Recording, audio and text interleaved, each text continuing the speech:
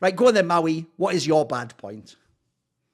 My bad point is I feel like you could look at a lot of the rosters that didn't make it through the open qualifiers, even the closed qualifiers. But the one I wanted to focus on first and foremost, it's kind of like two sides to this actually. This thing is that it's just NRG not even making it to the RMR. Yes.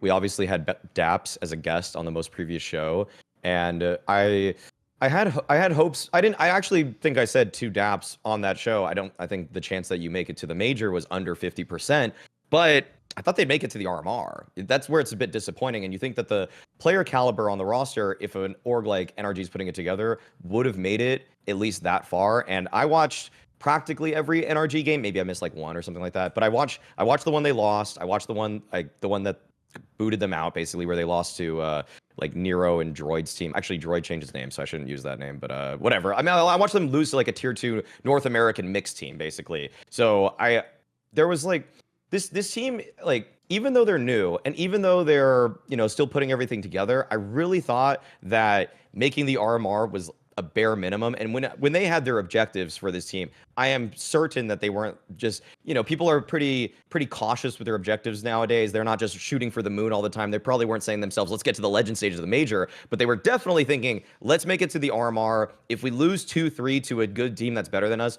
we'll be okay with that. But losing in that fashion as they did is just well beneath the performance they should have had. And I guess it's more just like, the other, I mean, there's more I can say about it on the other side. Like, I do think that tier 2 NA is getting a little bit better, but I still think you look at that roster on paper with Daps, OC, Fang, Breeze, and Hex, and just be like, well, all these guys played at tier 1 relatively recently. Why couldn't they beat a team like the team that? Okay, I'm actually gonna find the team name right now. It's a Rocket. They played Alpha, Nero, Elk, and Droid, and like. I mean, I'll just be honest, like, nobody here knows who those people are other than like big North American supporters. So yeah, this is just super disappointing for NRG. Yeah, but you have to remember, like, people like Daps and stuff, they've gone from playing tier 1 teams that don't really change up their style. You know exactly what you're playing against. And then you have to play against a team which is just full random. You don't know anything really of them. Maybe like their positions, but like, you're pretty much just hoping that your game will just work. I think it's hard also, like CS2, you can get punished really hard in this game. Like, a couple of rounds don't go your way, maybe some individuals make some like really massive mistakes, as in like they give their kill away instantly. Like, the game can run away from you. I don't know. I haven't watched NRG at all, really, personally, so I can't really comment on them. Maybe Thorin has. I don't know. It's fair enough. By the way, I thought you made a very apt point. I'm going to actually tag on to that, which is that's something I do feel like people misunderstand is because they're doing this obviously with the Bleed team that we'll maybe talk about a bit later. But like the idea that like, how could you ever fail against nobodies in an online qualifier? Like, first of all, is this your first day in Counter-Strike, you daft cunt? Online qualifiers that are open are notoriously like harder than a fucking LAN to navigate for even the best teams in the world because, like Thomas says, you have no info on some of the people you're playing. By the way, meanwhile, sometimes if you're a really famous team, they can just download your last demo and watch what you do. So they have info on you, you have no info on them. And then even worse, I'll give you an analogy. You know that famous analogy people use as a way to try and explain the concept of infinity? And it goes, if you took an infinite amount of monkeys and they had an infinite amount of typewriters and an infinite amount of time and they're just bashing keys, eventually just through random pattern over, you have infinite time here, eventually they will essentially type everything that could exist because of the pattern so that it will include the full works of Shakespeare. Now, the reason that always gets people's brain is they go, but how would it know what? It's like, no, it's not about intention. It's about the idea of random. If you have a random pattern, it essentially contains all patterns because it contains every possible pattern if it's infinite, right? So the point I'm making is this. You've sort of done that with these open qualifiers. What you've done is you've taken hundreds of teams no pro team has ever seen play before.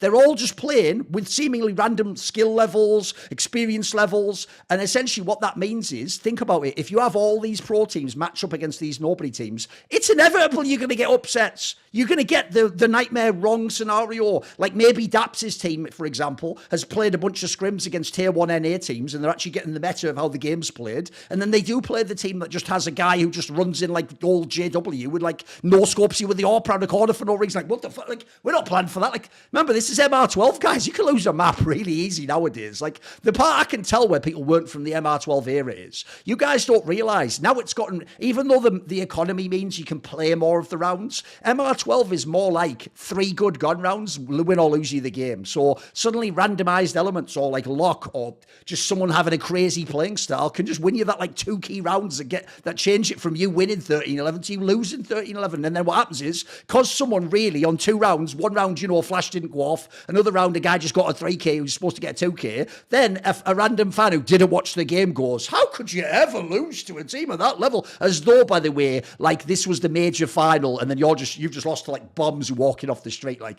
this is the nature of online qualifiers, guys. Like, it's one of the reasons why I actually think people are always too harsh. And then also, just like the Bleed lineup, it's a brand new lineup as well. Like, even if I agree, like, you look on paper, they should be better with those players, but they are brand new. Like, this is the first essential pressure moment. They haven't even like got any experience under their belt. Some of the names haven't even played together before. So I'm with you, Maui. Obviously, you hope at least they make the RMR, because then we at least like that sort of real Counter-Strike at that point in time. It's a line you can talk about Thrall, but it is a bomber, because obviously if people don't think about it, they're not one of the orgs that's necessarily going to be at all the big lands next year. So kind of it puts back as well, when's the first time we're going to see this team? Like, what will be the first tournament they'll qualify to? So it is a little bit alarming, I'll give you that. Yeah.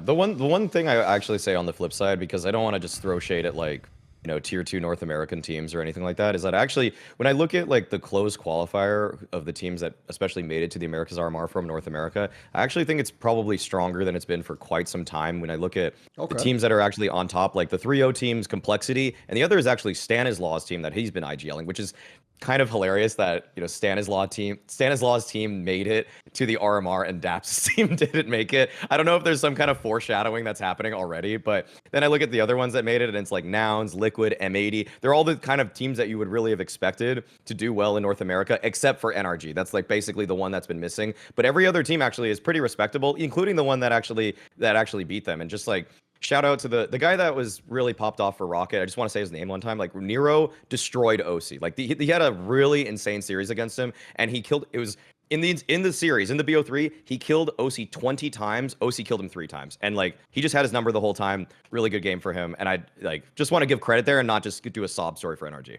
See more cool, funny, interesting clips based on topics from my content? Well, subscribe to this channel then, or be a pleb and don't.